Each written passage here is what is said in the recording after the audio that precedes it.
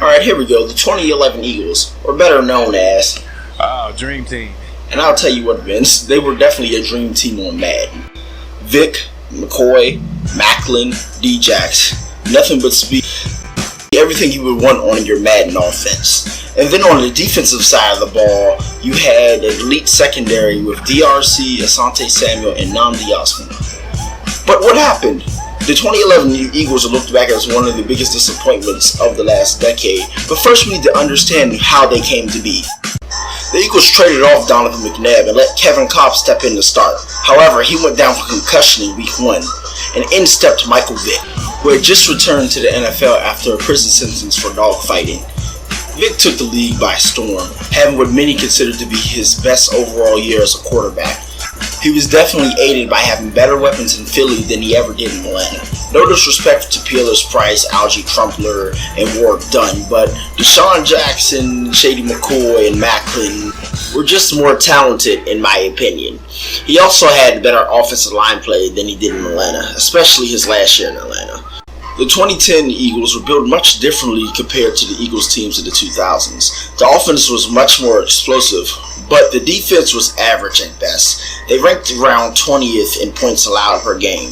Despite that, they went on to a 10-6 record and won the NFC East, with a legendary comeback victory over the Giants. That got them a date with Green Bay on Wild Card Sunday. However, the playoff run was short-lived as Vick threw a late-game interception, which sent the Eagles into an uncertain 2011 offseason as the CBA expired. This led to an offseason that was put on hold by lengthy legal battles. So this meant no free agency, and players were unable to go to team facilities to practice for 4 months of the offseason. Finally, in July, the lockout came to an end and football activities were allowed to resume. The prize of the 2011 free agency class was Raiders quarterback Nnamdi Asomugha, who was coming off his 4th straight All-Pro season. He was considered to be one of the best corners in the game, but was overshadowed by the fact that the Raiders always had a losing record.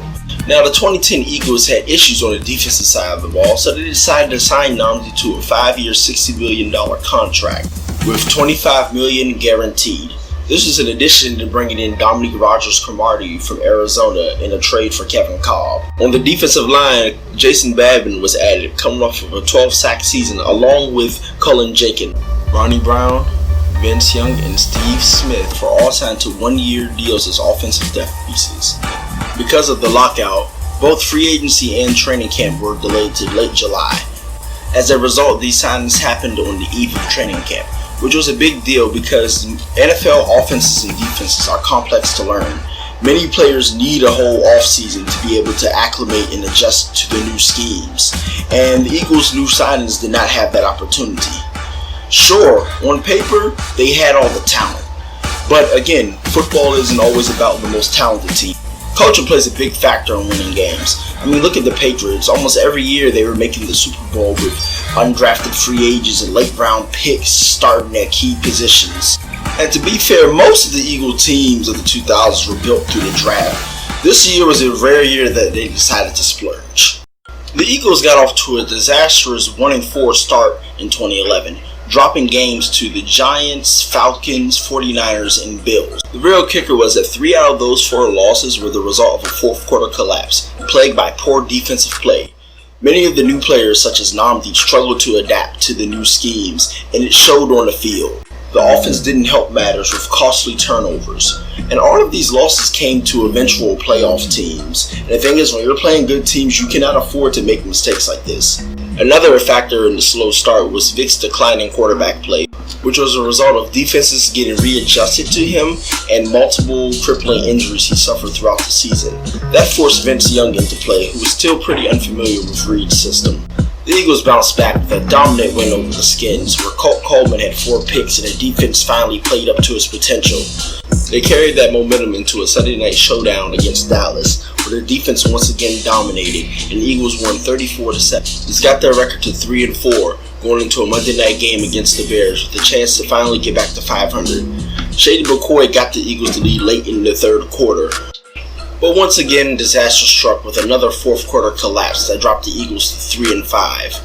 They went on to blow a game against Arizona and then get annihilated by the Seahawks and the Patriots. This dropped their record to 4-8 and all but finished their season. However, the Eagles did make a rally at the end to get to 8-8, where but it wasn't enough as the Giants won the division despite the Eagles going 5-1 in division play. It doesn't matter how talented you are if you cannot take care of the football, and the Eagles are among the worst of the league at doing that, only ranking behind the Bucks. In those 5 fourth quarter collapses, the Eagles outscored 60-3, and a lot of that did fall on coaching. The Eagle fans let Andy have it. Number 29, the 10-yard penalty will be added to the end of the kick. First down, New England. And the frustration was understandable. Andy had made the Eagles a contender throughout the 2000s, but he could never get over that hump and win the Super Bowl. The front office went all in to give Reed the help he needed to get over the hump. So when expectations weren't met, there was outrage from the fans. To add salt to the wound, the hated division rival Giants captured their second Super Bowl title in 4 years. Eagle fans were always catching hell from divisional rivals for being the only team in the NFC East not to win a Super Bowl. Even Skins fans joined in on that fun. 2012 ended up being Reed's last year as head coach, as he was fired after a 4-12 campaign. Namdi, Babin, and Jenkins were all cut by the 2013 offseason. And the crazy thing is, the Eagles' cap situation wasn't in dire straits. And that's the thing people forget about NFL contracts. It isn't like the NBA where the contracts are fully guaranteed, so teams get stuck with massive cap hits to underachieving or injured players. So those teams end up hampered by those contracts long term, or have to trade off assets to get rid of the bad contract.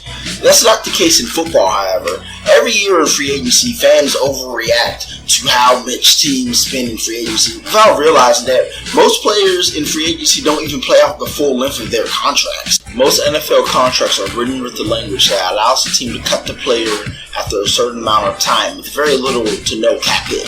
At the end of the day, you don't get extra wins for having the most cap space. So I don't fault the team like the Eagles going aggressive in free agency trying to get their coach over the hump. It backfired and didn't work out, but there wasn't really no long-term damage.